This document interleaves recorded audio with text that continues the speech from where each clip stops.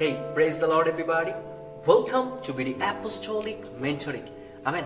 আজকের যে বিষয় আমরা দেখব আর সেটি হচ্ছে পরভাষা কি, what it is. বাইবেলে পবিত্রতায় পরিপূর্ণ হওয়ার সম্পর্কে যে লক্ষণ রয়েছে, যদি আমরা পবিত্রতায় পরিপূর্ণ হই, যদি পবিত্রতার বাপ্তিস্ম যদি আপনি গ্রহণ করেন, তাহলে বাইবেল একটি চিহ্ন সম্পর্কে আমাদের কাছে প্রকাশ করছে, আর সেটি হচ্ছে পরভাষায় কথা বলা, অন্য অন্য ভাষায় কথা বলবে। আমেন। যদি অন্য কোনো লক্ষণ সম্পর্কে কেউ বলে বা অন্য কোনো বিষয় যদি কেউ দাবি করে, তাহলে সে বিষয় আমি বলতে পারি না, বিকজ যা লেখা আছে আমি সেই বিষয়ে বলতে পারি। প্রথম মণ্ডলীতে যে বিষয় দেখা গিয়েছে এবং যে বিষয় লেখা গিয়েছে, আমি শুধু সেই বিষয়ে প্রচার করতে পারি। হালেলুয়া। ঈশ্বর তিনি আমাদের জিহ্বাকে ব্যবহার করলেন। তাহলে প্রশ্ন, কেন ঈশ্বর শুধু জিহ্বাকেই বেছে নিলেন? আমাদের জানতে হবে আমাদের শরীরের জিহ্বা এমন একটি অংশ যা অন্য কারো বশে আসে না। যদি আমরা পবিত্র বাইবেল দেখি, যাকব তার 3:8 সেখানে স্পষ্ট এই কথা বলছে, ইহা মনুষ্যের অসাধ্য। হালেলুয়া। আর যেটা মনুষ্যের অসাধ্য, ঈশ্বর চাইলেন যেন সেই জায়গায় তিনি কন্ট্রোল নিতে পারেন। কারণ আমাদের জিহ্বা সেটা যা ইচ্ছা তাই বলতে পারে।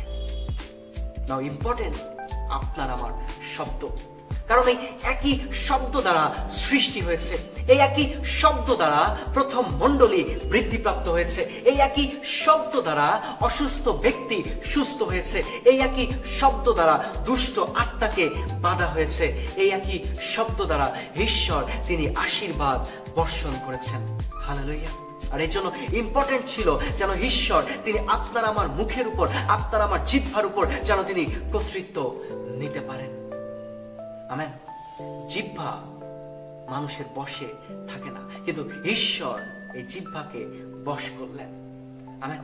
ঈশ্বর তিনি চাইলেন আমাদের শরীরের এমন একটি অংশ যা অনেক সময় আমাদেরও নিয়ন্ত্রণে থাকে না। একটি সুন্দর সম্পর্ক তৈরি করতে আমাদের বছরের পর বছর সময় লাগে, বাট আপনার মুখের একটি শব্দ পারে এক নিমিষেই সেই সম্পর্ককে নষ্ট করে দিতে। হালেলুয়া। আপনার মুখ, আপনার কথা, আপনার শব্দ খুব ইম্পর্টেন্ট। আপনি কি বলছেন? ওকে। যদি আমরা দেখি বাবিলের সেই উঁচু বিল্ডিং তৈরি করার সময় তারা কি করত? তারা এক ভাষায় তারা কথা বলতো, আর ঈশ্বর সে সময় তিনি এসে তাদের ভাষার বিভাগ তিনি করেছিলেন। তারা তারপর থেকে ভিন্ন ভিন্ন ভাষায় তারা কথা বলতে থাকলেন। আর যখন পেন্টিকস্ট ডেতে যখন পবিত্র আত্মা নেমে আসলো, যখন লোকদের হৃদয় পবিত্র আত্মা ছুঁয়ে দিল, তারা আবারও অন্য অন্য ভাষায় কথা বলতে শুরু করলো। আর পবিত্র আত্মা এই কার্যের মধ্য দিয়ে, এই চিহ্নের মধ্য দিয়ে যে প্রকাশ আমরা দেখতে পাই, আর সেটা হচ্ছে তিনি আত্মিক মণ্ডলীকে তিনি আবার একসঙ্গে জুড়তে চাচ্ছেন, তিনি একসঙ্গে বৃদ্ধি করতে চাচ্ছেন, আমাদেরকে এক তিনি করতে চাচ্ছেন। হালেলুয়া। আজকে প্রয়োজন রয়েছে আপনার আমার জীবনেও পবিত্র আত্মার উপস্থিতি, পবিত্র আত্মার বাপ্তিস্ম। হালেলুয়া। যদি আমাদের হৃদয়ে যদি আত্মার বাস না থাকে, তাহলে আমরা কিভাবে সত্যে চলতে পারি?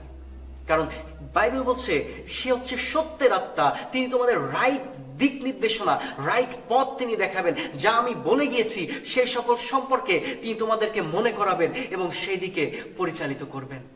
হালেলুয়া। আজকে আমাদের যেটা প্রয়োজন সেটা হচ্ছে ঈশ্বরের আত্মার।